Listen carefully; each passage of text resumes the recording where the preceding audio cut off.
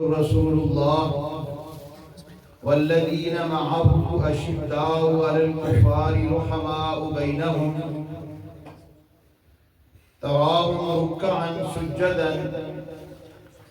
يبتغون فضلا من الله ورضوانا۔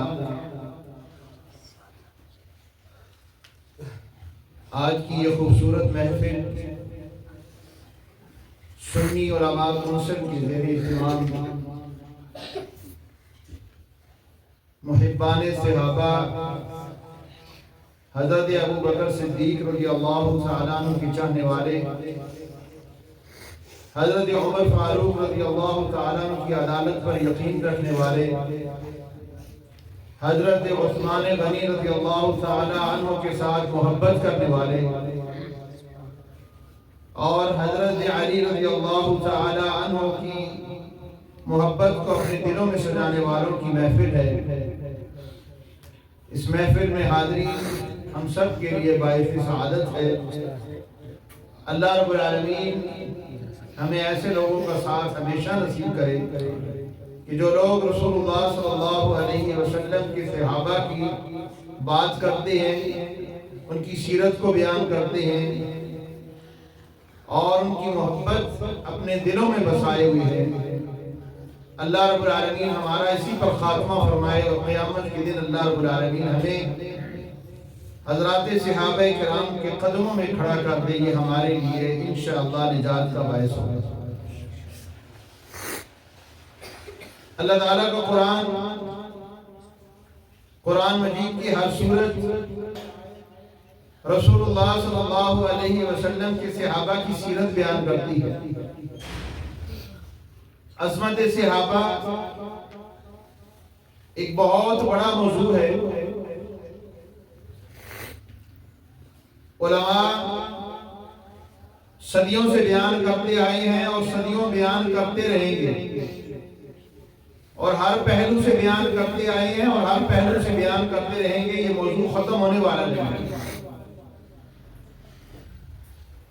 سیدنا ابو بکر صدیق رضی اللہ تعالی عنہ، وہ کون ابو بکر کہ جس کو رسول اللہ صلی اللہ علیہ وسلم کا سسر ہونے کا شرف حاصل ہے؟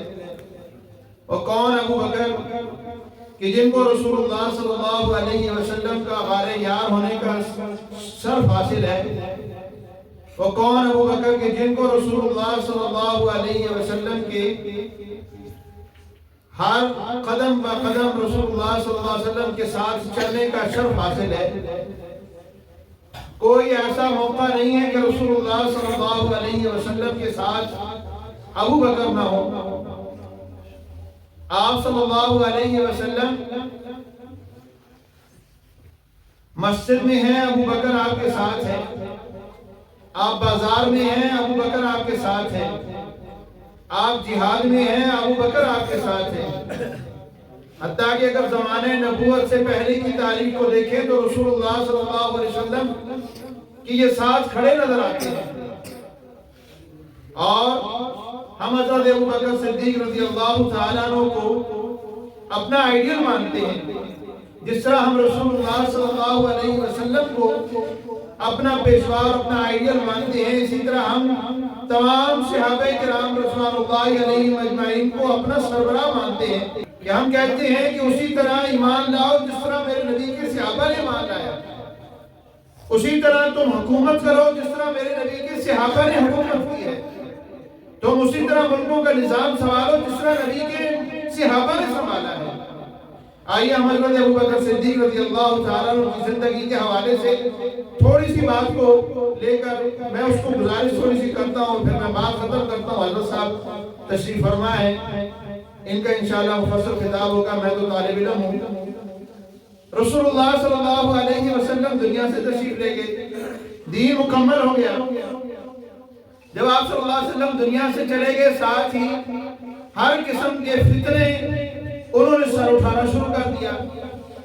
رسول اللہ صلی اللہ علیہ وسلم کے صحابہ پریشان نہیں ہوئے۔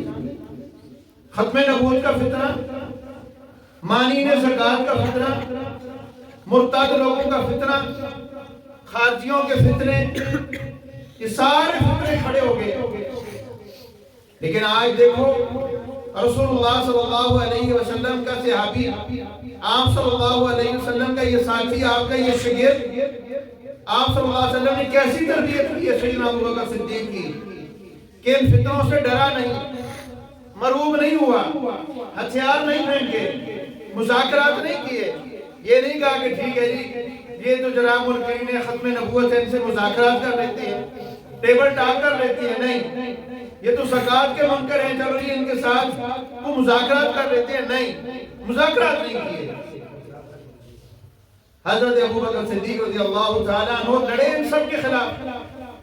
جب ختم نبوت کا مسئلہ آیا، مسلمان کذاب بن دجال نے اعلان کیا، ابو بکر صدیق رضی اللہ تعالیٰ عنہ نے صحابہ کو اکٹھا کیا، لشکر ترتیب دیا، کہا نکلو، ان کو وہاں سے مارو جہاں سے یہ نکلتے ہیں، جہاں سے یہ فتنہ کھڑا ہوا ہے وہیں پہ اس کو ختم کیا جائے گا. آج تک ایسے زخم دیے کہ آج تک یہ منکرین ختم نبوت روتے ہیں، چیختے ہیں، چلاتے ہیں. اور سیدنا ابو بکر صدیق رضی اللہ عنہ نے وہ تاریخی بات کہی، فرمایا تم نہیں جاؤ گے تو ابو بکر اکیلا لڑے گا جا کے. حضرت عمر رضی اللہ تعالیٰ نے آپ کا دامن تھام لیا، امیر المومنین آپ رہی یہیں پہ، ہم ہیں، ہم لڑیں گے جا کے. اور پھر ابو بکر صدیق نے کہا تم سارے جا کے لڑو.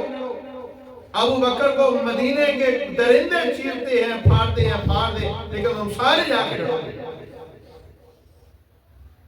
اور پھر اسی طرح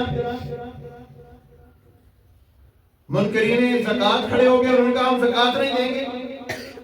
سیدنا ابو بکر صدیق رضی اللہ تعالیٰ عنہ نے ان کے خلاف بھی اعلان جہاد کیا. یہ نہیں کہا کہ ٹھیک ہے جی نہیں دیتے نہ دو، اپنے آپ کو فلاں لکھ دو تو پھر تم زکوٰۃ سے مستثنیٰ ہو. نہیں، کہا جو رسول اللہ صلی اللہ علیہ وسلم کے زمانے میں ایک رسی بھی زکوٰۃ دیتا ہے، اگر نہیں دے گا ابو بکر اس کے خلاف جہاد کرے گا. یہ ہے شان ابو بکر صدیق رضی اللہ تعالیٰ عنہ. آج بھی آپ کے ملک کے اندر یہ سارے فتنے موجود ہیں. آج بھی ہمیں اپنے نوجوانوں کی اس نہج پہ تربیت کرنے کی ضرورت ہے کہ وہ نظام لائے جو ابو بکر صدیق نے لایا تھا. مختلف کرائسس کھڑے ہو گئے، ان تمام کرائسس کا مقابلہ میرے نبی کریم صلی اللہ علیہ وسلم کے صحابہ نے کیا، سیدنا ابو بکر صدیق نے کیا، اور بالکل قلیل عرصے کے اندر ان تمام فتنوں کا مداوع کیا. آج آپ کے ملک کے اندر کرائسس بڑھتے جا رہے ہیں، یونٹ بنے ہوئے ہیں، اور پھر اس کے اوپر ایک بڑا جرنل بٹھا دیا جاتا ہے، مختلف صوبوں کے آئی جیز ان کو لا کے بٹھایا جاتا ہے. جی کرائسس کیسے ختم ہو؟ کہ اللہ کے بندے کرائسس تم سے نہیں ختم ہوں گے. کرائسس ختم کرنے سیدنا ابو بکر صدیق کی سیرت کو فالو کرو، پھر تمہارے کرائسس ختم ہوں گے. منکرین زکوٰۃ کے ساتھ نپٹنا ہے تو سیدنا ابو بکر صدیق کے رول نافذ کرو. اور اسی طرح ختم نبوت کے منکروں سے اگر لڑنا ہے تو سیدنا ابو بکر صدیق رضی اللہ عنہ کا طرز حکومت لے کے آؤ، سیدنا عمر کا لے کے آؤ، سیدنا عثمان کا لے کے آؤ، سیدنا علی کا لے کے آؤ، پھر تم اس کرائسس سے نپٹو گے. تو یہ ہے صحابہ کرام کی سیرت. اللہ تعالیٰ سے دعا ہے کہ اللہ رب العالمین ہمارے نوجوانوں کے دلوں کے اندر بھی اسی طرح محبت پیدا کر دے. ہمیں اپنے نوجوانوں کی اس نہج میں تربیت کرنے کی ضرورت ہے. اپنے بزرگوں کی، اپنے پولیس والے ساتھیوں کی، اپنے آرمی والے ساتھیوں کی، اپنے وکلاء کی، اپنی ججز کی، ہمارے علماء کرام کی اس وقت بہت بڑی ذمہ داری ہے کہ ہر طرف سے فتنے سر اٹھا رہے ہیں. تو ہمیں ان فتنوں کو کچلنا ہے اور اسی طرح کچلنا ہے جس طرح سیدنا ابو بکر صدیق نے کچلا تھا. اللہ رب العالمین سے دعا ہے کہ اللہ رب العالمین ہمیں سمجھنے کی توفیق دے. ہماری